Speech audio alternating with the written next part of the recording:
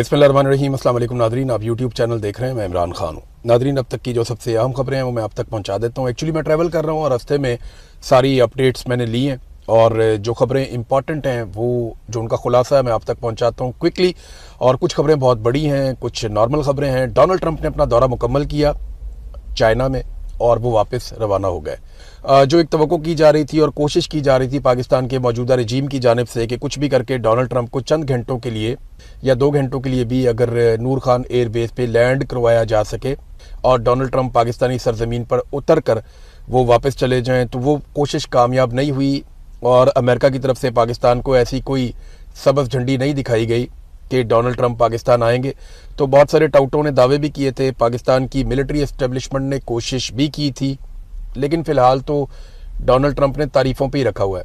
वो अपना काम निकाल रहा है फील्ड मार्शल से, शहबाज शरीफ से, और वो अपने जूते भी पॉलिश करवा रहा है, अपना काम भी निकलवा रहा है और उसके बदले में पाकिस्तान को मिल भी कुछ नहीं रहा। ना हमें कोई अवामी सतह पर रिलीफ मिला, ना पाकिस्तानियों की इकॉनमी बेहतर हुई, ना इंटरनेशनली पाकिस्तान को कोई बड़ा फ़ायदा हुआ। इंडिया ने पानी रोका हुआ है, उसके ऊपर कोई डेवलपमेंट नहीं हुई, तो पाकिस्तान को कुछ नहीं मिला इसमें। लेकिन पाकिस्तान के फील्ड मार्शल को और शहबाज शरीफ को अपनी डिक्टेटरशिप मजबूत करने का मौका मिला। तो डोनाल्ड ट्रंप जनाब वापस चले गए। अमेरिका को क्या मिला चीन के दौरे में? देखिए, कोई बहुत बड़ी डेवलपमेंट इसमें हुई नहीं। आपको मैं दावा करूं कि डोनाल्ड ट्रंप का दौरा बहुत कामयाब था तो नहीं, ये एक एवरेज दौरा था जो इस मौके पे डोनाल्ड ट्रंप ने किया। और डोनाल्ड ट्रंप जिस तरह की फेस सेविंग चाहते थे चीन के दौरे में भी उन्हें नहीं मिली। और चाइना इस बात को अच्छी तरह जानता था कि इस वक्त जो सदर चीन में आया ये बहुत कमज़ोर है। यानी इससे पहले जब डोनाल्ड ट्रंप चीन गए थे तो वो एक मजबूत सदर के तौर पे गए थे। इस वक्त डोनाल्ड ट्रंप की इतनी हैसियत वहाँ पे है नहीं अमेरिका में, और चाइनीज़ इस बात को अच्छी तरह जानते हैं।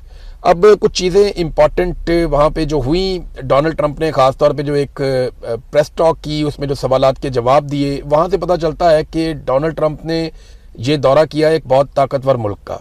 डोनाल्ड ट्रंप का जो सुलझा हुआ एटीट्यूड है ये ऐसा हमने पहले कभी नहीं देखा।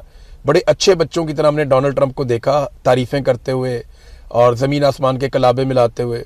तो डोनाल्ड ट्रंप ने गेम उठा के रखी और वहाँ कोई ऐसी हरकत नहीं की जिन हरकतों के लिए डोनाल्ड ट्रंप और नरेंद्र मोदी जो है वो मशहूर हैं दुनिया में। वो ज़बरदस्ती जपियाँ भी डाल लेते हैं, हाथ भी दबा लेते हैं, खींचते भी हैं लोगों को और अजीबोगरीब किस्म के जुमले भी बोलते हैं। लेकिन डोनाल्ड ट्रंप बड़े तहम्मुल वाले, बड़े सुलझे हुए आदमी के तौर पे दिखाई दिए चीन के दौरे के दौरान। यानी डोनाल्ड ट्रंप ने उस तरह की तमीज़ का मुजाहरा किया जैसी तमीज़ का मुजाहरा अमरीकी हुक्मरान जब चीन पहुंचे तो उन्होंने अच्छे बच्चों की तरह वहाँ मुजाहरा किया। जंगबंदी नागुज़ीर है, चाइना ने यह कहा और ये डोनाल्ड ट्रंप ने अनाउंस किया। और साथ में ये भी ईरान के खिलाफ कोई स्टेटमेंट नहीं दिया चाइना ने।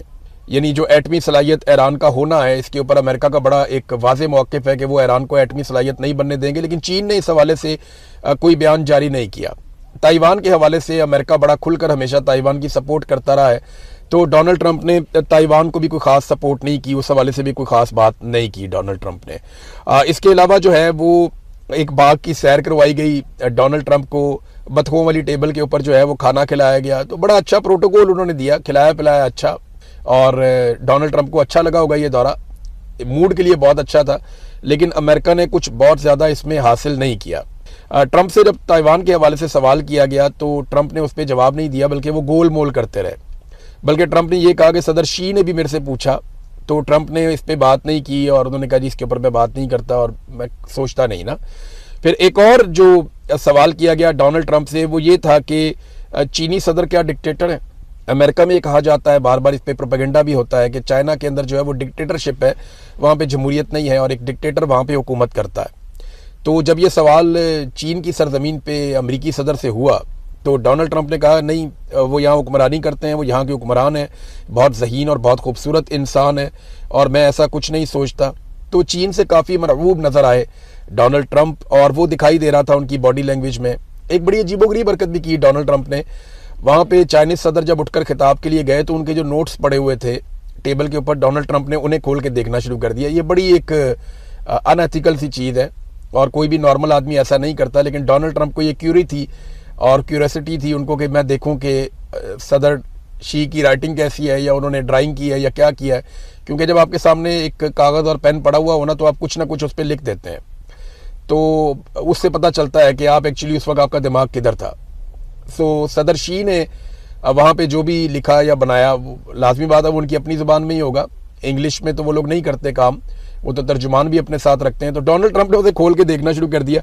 पूरी दुनिया में ये वायरल हो रहा है कि सफारती अदाब के खिलाफ है, लेकिन डोनाल्ड ट्रंप कुछ भी कर सकता है, आप उससे कोई भी तवक्को कर सकते हैं। सऊदी अरब में ना जो क्राउन प्रिंस है या जो बादशाह है उसको आप टच नहीं कर सकते, ये अलाउड नहीं है, फौरी तौर पे उनकी फोर्सेस एक्टिव हो जाती हैं। तो डोनाल्ड ट्रंप ने वहाँ पे तकरीर करते हुए एक दिन जा रहे थे और मोहम्मद बिन सलमान को जानबूझ के उनके कंधे के ऊपर टच करके ऐसे हाथ मार के वो गए और मुस्कुराते हुए ना कि देखो मैंने सऊदी अरब की सरजमीन के ऊपर उनके क्राउन प्रिंस को टच किया है। तो डोनाल्ड ट्रंप को ऐसे पंगे लेने का शौक है और वो लेते रहते हैं। अब प्यूटन जा रहे हैं जनाब चीन के दौरे के ऊपर। चीन का और रूस का एक बड़ा ज़बरदस्त इल्हाक है। रशिया एक बड़ी जो है वो दुनिया की ताकत है, उसके पास वसाइल भी बहुत ज़्यादा है और मिलिट्री के एतबार से वो एक ताकतवर मुल्क है। इकॉनमी के एतबार से रशिया जो है उसकी जो डॉक्यूमेंटेड इकॉनमी है वो इतनी बड़ी नहीं है, लेकिन वो बड़ा तगड़ा मुल्क है, ये हम सब जानते हैं। और चीन के साथ उसका एक बड़ा ज़बरदस्त अलाइंस भी है। अब फौरी तौर पे प्यूटन का दौरा है अगले हफ्ते चीन का, वो दौरा भी बहुत अहम होगा। और ऐसा लगता है कि डोनाल्ड ट्रंप जो हासिल करने आए थे चीन में, अगर वो उन्हें नहीं मिलता और चाइना कोई रोल प्ले नहीं करता ज़ोर ज़बरदस्ती या ताकत के बलबूते पे या अपना असर रसूख इस्तेमाल करते हुए, तो जो आबना हुर्मुज़ और उसकी सराउंडिंग में दोबारा से कशीदगी पैदा हो सकती है, लड़ाई बढ़ सकती है और फिर चीन अपना रोल शायद प्ले कर दे। नाजरीन, पाकिस्तान की जो सफारती कामयाबियां जिनको दावा किया जाता है मौजूदा हुक्मरानों की जानिब से, उनके ऊपर फिर सवालात उठना शुरू हो गए हैं और वो यूएई के हवाले से ख़ास तौर पे है। पाकिस्तान के और यूएई के ताल्लुकात कई दहाइयों पर मबनी है, लेकिन यूएई बहुत तेज़ी से इंडिया के करीब और पाकिस्तान से दूर हुआ है। जितने भी इंडिया के बड़े बड़े एक्टर्स हैं वो सारे वहाँ पे मार्केटिंग का काम करते हैं यूएई में, बल्कि उनके ब्रांड एम्बेसडर भी इंडिया के एक्टर्स हैं। जो बड़ी बड़ी बिल्डिंग और इन्वेस्टमेंट हो रही हैं वो इंडिया से आ रही हैं और पाकिस्तानी अगर इन्वेस्टमेंट करते भी हैं तो वो इंडियन एक्टर्स के साथ और इंडियन कम्युनिटी के साथ मिलकर काम करते हैं। तो भारतीय कम्युनिटी ने वहाँ पे बहुत बड़ी जगह बना ली है दुबई में, वो पूरे निज़ाम को चला रहे हैं, जबकि पाकिस्तानी वहाँ पे सिर्फ मजदूरी करने के लिए और ड्राइविंग करने के लिए गए। ज़्यादा बड़ी तादाद में कारोबार कर रहे हैं, लेकिन इंडियंस उनसे बहुत बड़ी तादाद में हैं जो कारोबार करते हैं यूएई में, दुबई में, शारजा में, अबू धाबी में। तो ये उनकी कुर्बत इंडिया के साथ बहुत बढ़ रही है। पाकिस्तानी हज़ारों की तादाद में वहाँ से डिपोर्ट हुए। अभी कौमी असम्बली में ये बात मरवत साहब ने उठाई, उन्होंने बताया कि पता नहीं कितने हज़ार लोग तो उनके अपने इलाके से जो है वो निकाल दिए गए हैं। और फिर उन्होंने कहा जी ख़ास मसलक के लोगों को, अहले तिशी के बारे में कहा जाता है कि उनको यूएई से बेदखल किया जा रहा है, उन्हें वहाँ से निकाला जा रहा है और बहुत सख्ती की जा रही है। और पाकिस्तान की हुकूमत इस बात को छुपा रही है और इस बारे में पाकिस्तान की हुकूमत ने यूएई के साथ किसी किस्म का एहतजाज भी नहीं किया अभी तक। बड़ी तादाद में पाकिस्तानी वापस पाकिस्तान में पहुंचे हैं और बहुत सारे लोगों को तो ये कहकर भेजा गया कि आप छुट्टी करें 3 महीने या 6 महीने, ये हालात बदलेंगे तो हम फिर हमको बुलाएंगे, हम फिर फैसला करेंगे कि आपके साथ क्या करना है। तो हमारे ताल्लुकात तो यहाँ पे हैं। दूसरी जानिब नरेंद्र मोदी अब जब यूएई के दौरे पर गए तो उन्हें बड़ा शानदार प्रोटोकॉल दिया गया। नरेंद्र मोदी को यूएई के जो लड़ाका जेट तैयारे हैं उन्होंने फ़िज़ा में वसूल किया और हवाई प्रोटोकॉल देते हुए उनको लेकर गए यूएई में।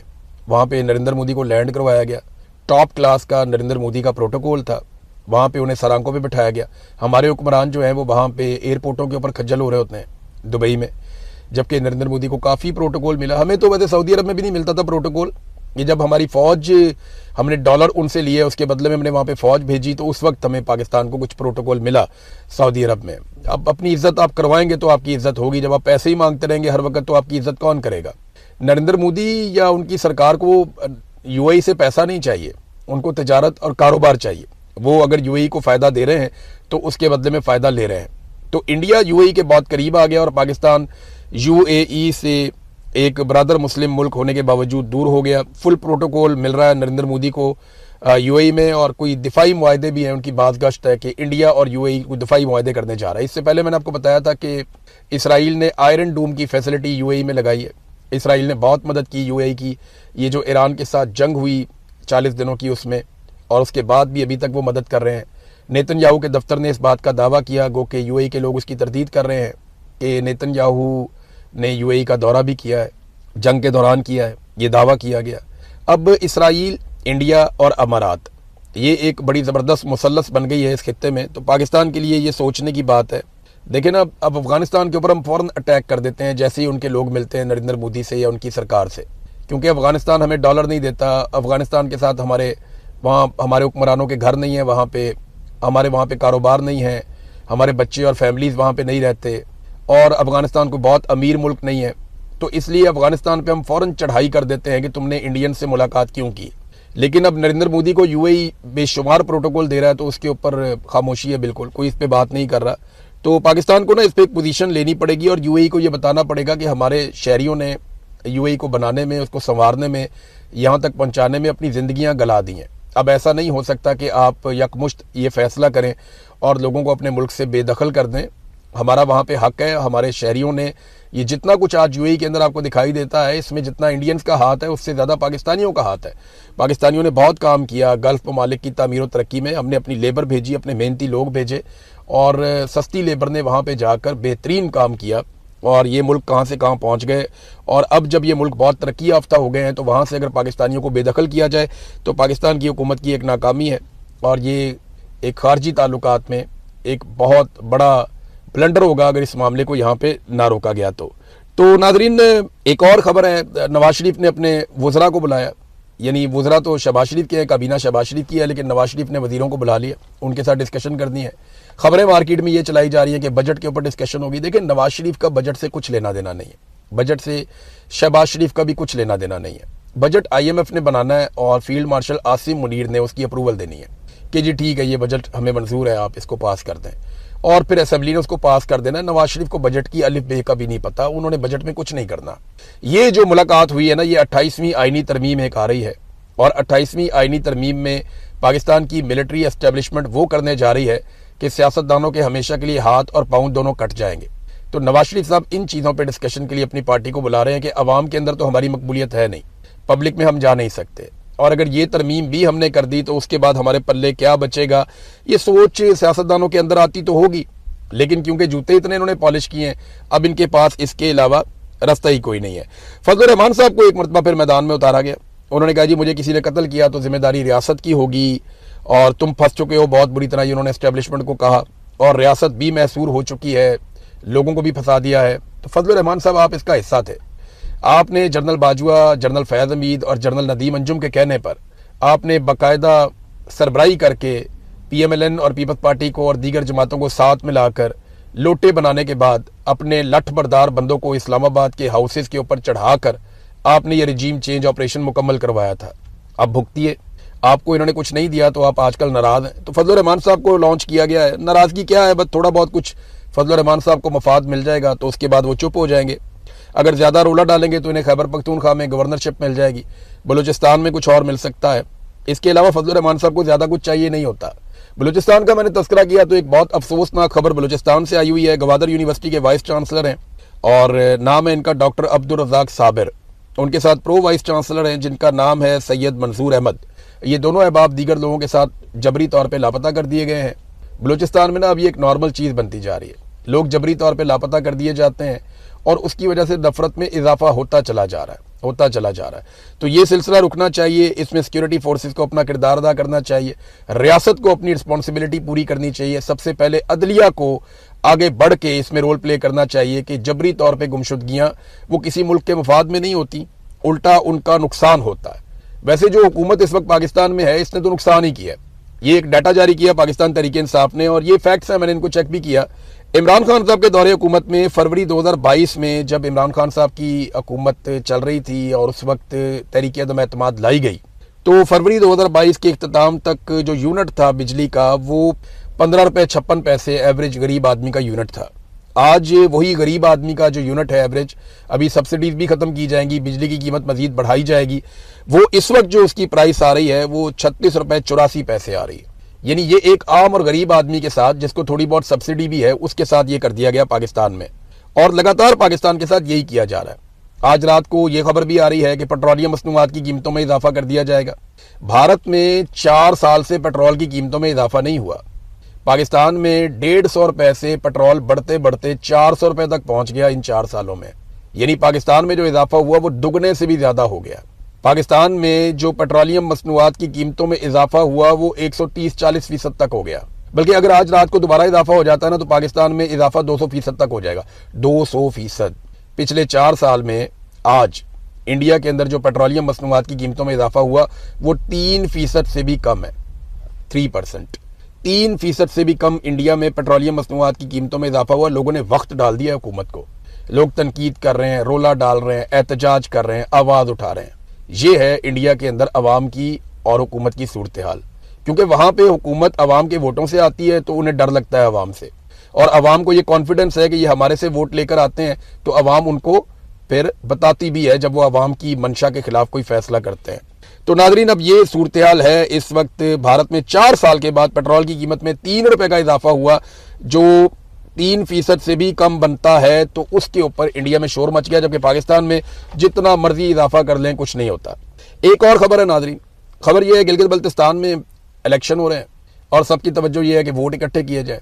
हुकूमत अंधाधुंध पैसा खर्च कर रही है, लोगों को खरीदने की कोशिश की जा रही है, लोगों को लालच दिया जा रहा है, लेकिन ज्यादातर लोग आज भी पाकिस्तान तरीके इंसाफ कैदी नंबर 804 को वोट डालना चाहते हैं। कराक्रम हाईवे बंद है, लोअर कोहिस्तान, दासू और चलास के मकामात पे लैंडस्लाइडिंग हुई है और किसी की इस तरफ तवज्जो नहीं है। हुक्मरान जो हैं ये फ्लाइट्स के अंदर जाते हैं और जाकर वहां पे अपनी कंपेन करते हैं, लेकिन जो रास्ते बंद हैं, बाबू सर टॉप भी बंद है अभी तक, वो 20 जून को जाके खुलता है, तो उस पर किसी की तवज्जो नहीं है। गिलगित बल्तिस्तान से इनको वोट जरूर चाहिए, लेकिन उनकी आवाम का इनको एहसास नहीं है। लैंडस्लाइडिंग से रास्ते बंद हैं, 1-2 मशीनें खड़ी हैं और वो काम ही नहीं कर पा रही, ये हालात हैं। तो तवज्जो इनकी सारी की सारी वोटों पे और हुकूमत बनाने पे। और मैं आपको ये बता दूं कि पाकिस्तान की मिलिट्री एस्टेब्लिशमेंट इस बात को कभी भी बर्दाश्त नहीं करेगी कि कश्मीर में और गिलगित बल्तिस्तान में हुकूमत किसी ऐसी जमात की हो जो मिलिट्री एस्टेब्लिशमेंट के मफादात का तहफ़्फ़ुज़ ना करे। वो हर हाल में वहां अपनी मर्जी की हुकूमत बनाएंगे। नाज़रीन, 28वीं आईनी तरमीम में एक बात यह भी सामने आ रही है कि वोटरों की उम्र में इजाफा किया जाएगा। तो इन्हें लगता है कि ये 25 साल तक की उम्र में अगर वोटर वोट डालेगा तो शायद इमरान खान के वोट कम हो जाएंगे। तो ऐसा होना नहीं है। लोगों ने मजीद जिद में आके वोट डालने, और जो 25 साल से छोटी उम्र के होंगे ना, वो अपने घर के हर बंदे को पहुंचाएंगे फिर पोलिंग स्टेशन पे निकल के वोट डालो। तो ये उल्टा इनके गले में पड़ जाएगा अगर इन्होंने मजीद कम की वोटर्स की तादाद और उनकी उम्र में इन्होंने इजाफा किया। तो नाज़रीन, 11 नई शराइत दी हैं IMF ने, और उन सब पे पाकिस्तान को अब अमल करना पड़ेगा मौजूदा जो बजट है उसके अंदर। तो पाकिस्तानियों के ऊपर एक बड़ा बोझ आने वाला है। 2 और खबरें हैं छोटी छोटी, मैं आपको दोनों बता देता हूं। एक तो यह है कि स्टेट मिनिस्टर फॉर दाखिला तलाल चौधरी का एक स्टेटमेंट आया, और उसमें उन्होंने कहा, और ये रिकॉर्ड के ऊपर आपने स्टेटमेंट रखना है, जब मौका आएगा ना तो हम इसको दोबारा निकालेंगे। उन्होंने कहा जी इमरान खान की बिनाई 6/6 है, और ये स्टेटमेंट उनका अब रिकॉर्ड पे आ गया। वो ये कह रहे हैं कि इमरान खान की आंख के अंदर कोई खराबी नहीं है, उनकी आंख बिल्कुल ठीक है, जो इलाज चाहिए वो हम कर रहे हैं। ये वजीर दाखिला स्टेट मिनिस्टर फॉर इंटीरियर हैं तलाल चौधरी, और ये उनकी रिस्पॉन्सिबिलिटी है, उन्होंने ये स्टेटमेंट दे दिया है। अब अगर कुछ होगा तो जिम्मेदारी PMLN के कंधों पे, मौजूदा हुकूमत पे और उनकी कैबिनेट पे आएगी। आखिरी खबर नाज़रीन, अब ये खबर मैं अपने मुंह से पढ़ूंगा ना तो वो बुरा लगेगा। ये एक लेफ्टिनेंट साद बिन असद हैं, रिटायर्ड, ये DC कोयटा हुआ करते थे साबिक। इनके हवाले से आदिल बज़ई साहब ने एक बात की है, जो मेंबर कौमी असेंबली, जरा उनके मुंह से ये आप सुन लें वो क्या बता रहे हैं। कि आपने DC कोयटा पे इल्जाम लगाया कि उन्होंने आपसे रब्ता किया और कहा कि आप मेरी गर्लफ्रेंड से मिले।